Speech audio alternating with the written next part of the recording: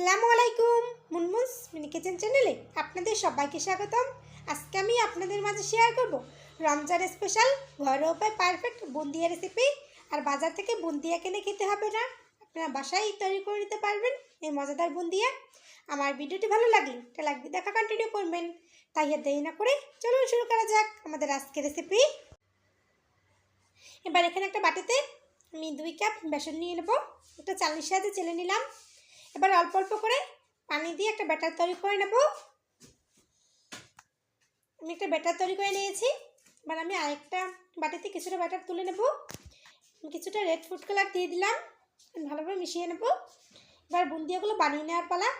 চুলে একটা প্যান বসিয়ে পর্যাপ্ত পরিমাণে তেল নিলাম আর একটা ছিদ্রযুক্ত ঝাঁঝরি নিয়েছি। সেই ঝাঁঝরির সাহায্যে আমি বুন্দিয়াগুলো বানিয়ে নেব।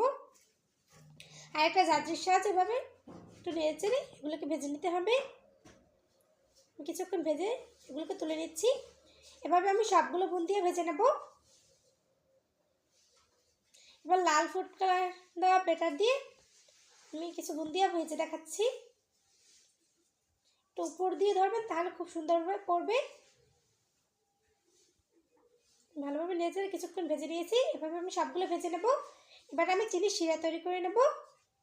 এবার চুলে একটা প্যান বসিয়ে দিয়ে দেবো 2 কাপ চিনি, দিয়ে দেবো 1 কাপ পানি।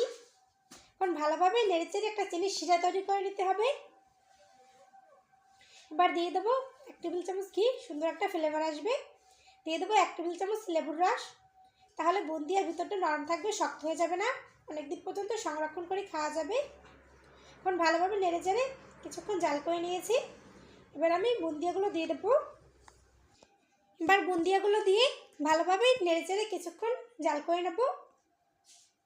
খুব সহজে বানিয়ে নিলাম রমজান স্পেশাল ঘরোয়া উপায় পারফেক্ট বুন্দিয়া। আমার ভিডিওটি ভালো লাগলে লাইক কমেন্ট শেয়ার করবেন। আমার চ্যানেল নতুন হয়ে থাকলে আমার চ্যানেলটি প্লিজ সাবস্ক্রাইব করবেন। আমার ভিডিও সবার আগে পেতে হলে বেল বাটনটি অন করে রাখবেন।